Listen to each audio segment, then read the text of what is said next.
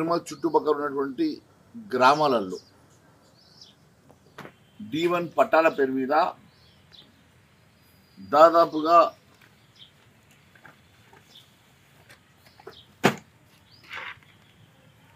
ఈ ప్రభుత్వం ఒప్పుకున్న లెక్కల ప్రకారం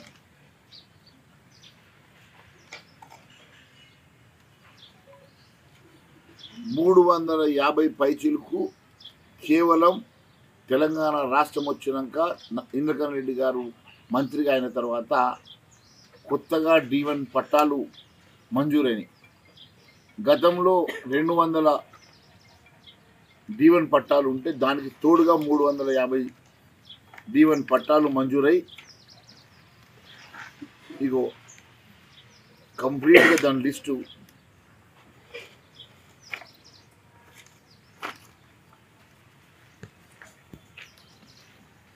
దాదాపుగా 3439 ఎకరాల ప్రభుత్వ భూమి, 3439 ఎకరాల ప్రభుత్వ భూమి ఈరోజు ప్రొహిబిటెడ్ లిస్టులో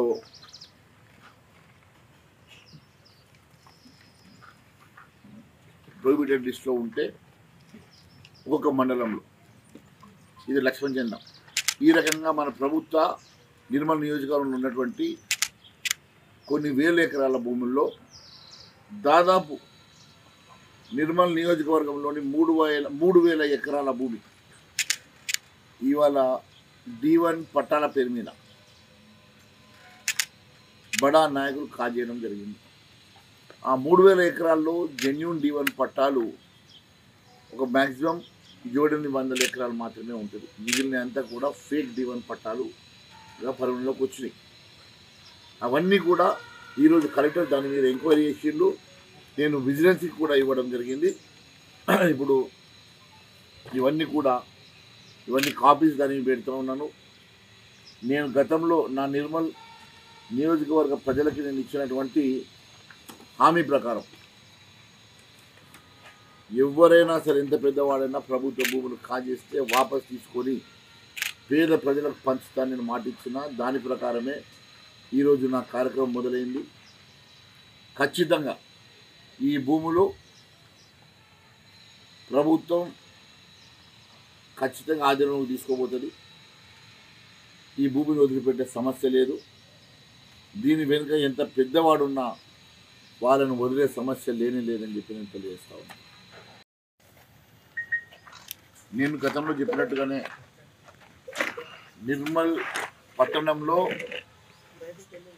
కొన్ని 100 కోట్ల రూపాయలు విలువ చేసే భూములు, ప్రభుత్వ భూముల్ని అన్యాక్రాంతం చేసింది గత పాలకులు అని చెప్పి నేను గతంలో చెప్పాను.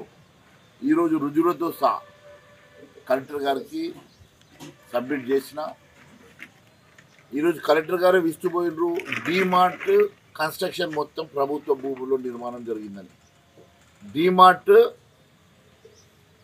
దాని షేద్వార్తో సహా ఈరోజు నేను కలెక్టర్ గారికి సబ్మిట్ చేయడం జరిగింది. వారు ఇచ్చినటువంటి మ్యాప్తో సహా ఈరోజు డీమార్ట్ డీమార్ట్ పూర్తిగా ప్రభుత్వ భూములో నిర్మాణం జరిగింది. దానికి సంబంధించి నేను విలేజ్ మ్యాప్తో సహా సబ్మిట్ చేయడం జరిగింది. దాని షేత్వారు పానీస్ కూడా సబ్మిట్ చేయడం జరిగింది. ఈరోజు ప్రభుత్వ భూమి ఏ రకంగా రిజిస్ట్రేషన్ అయిందనేది నిజంగా ఇది ఎవరికి అంతుపడినటువంటి అంశం. 256 సర్వే నంబరు ప్రభుత్వ భూమి. ఈరోజు ఆ భూమిలో మీరు ఏ రకంగా నిర్మాణం చేసిండ్రు, దానికి పర్మిషన్స్ ఎట్లా వచ్చినాయి, రిజిస్ట్రేషన్స్ ఏ రకంగా జరిగినాయి, దాని మీద పూర్తి ఎంక్వైరీ కలెక్టర్ గారు ఆదేశించారు. అవసరమైతే విజిలెన్స్కి ఇచ్చి ఎవరైతే భూమి అమ్మిండ్రో వాళ్ళ మీద ల్యాండ్ గ్రాబింగ్ కేసు పెట్టించడం జరుగుతుంది, క్రిమినల్ కేసులు పెట్టడం జరుగుతుంది. వాడు ఎంత పెద్దవాడైనా వాడిని కటకటాల వెనుక పంపించడం ఖాయం. నా ఇంటికి 500 మీటర్ల దూరంలోనే ఒక శ్రీకృష్ణుడి దేవాలయానికి చెందిన 8 ఎకరాల 32 గుంటల భూమి కళ్ళ ముందర ఒక వర్గం కాజేస్తూ ఉంటే గత ప్రభుత్వం కళ్ళు మూసుకొని చూస్తున్నది. కానీ ఇంకా సాగవటువంటి పనులు.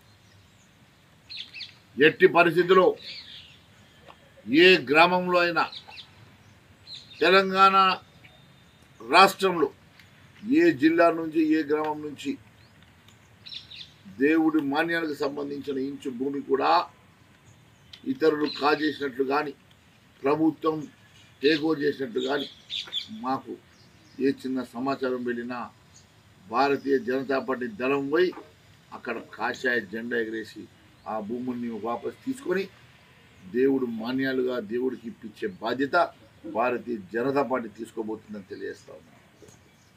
ఈరోజు నిర్మల్లో ప్రభుత్వ భూముల్ని కాపాడడం ఈ ప్రభుత్వంకి ఎంత బాధ్యత ఉన్నదో ప్రతి పౌరుడికి అంతే బాధ్యత ఉన్నది. ఈరోజు ప్రభుత్వ భూములు, అసైన్ భూములు, దేవాదాయ శాఖ భూములు ఇవన్నీ కూడా ప్రజల భూములు.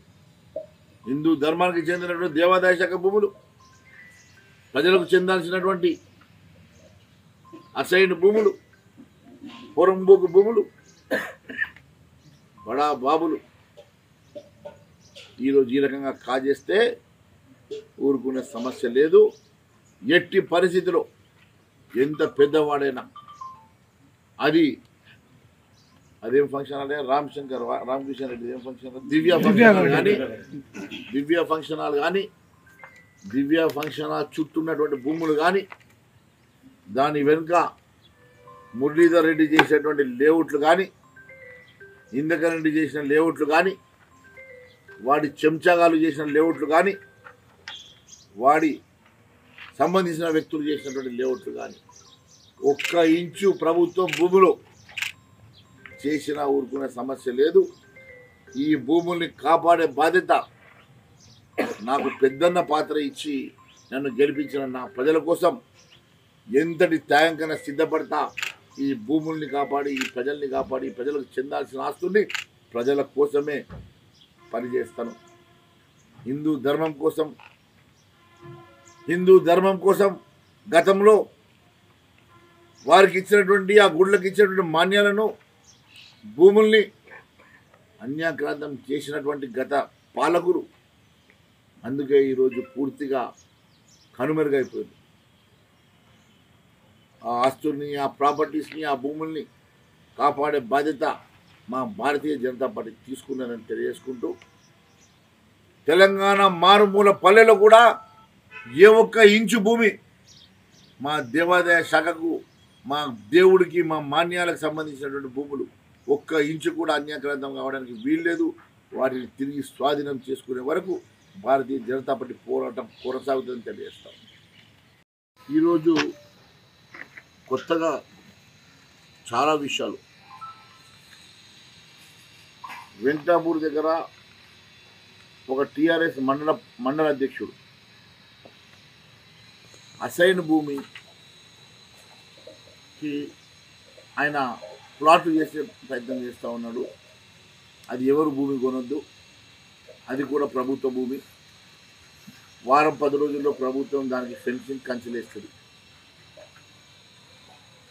నిర్మల్ నియోజకవర్గంలో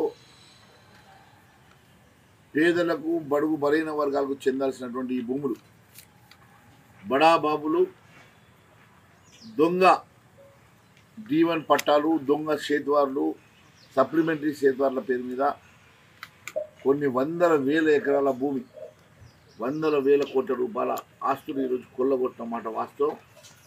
ఎట్టి పరిస్థితుల్లో వదిలే సమస్య లేదు. వాటిని తిరిగి ప్రభుత్వం స్వాధీనం చేసుకోబోతున్నది. అంతేకాకుండా గాజులపేట నా ఇంటి నుంచి నడుచుకుంటూ 500 మీటర్ల దూరంలో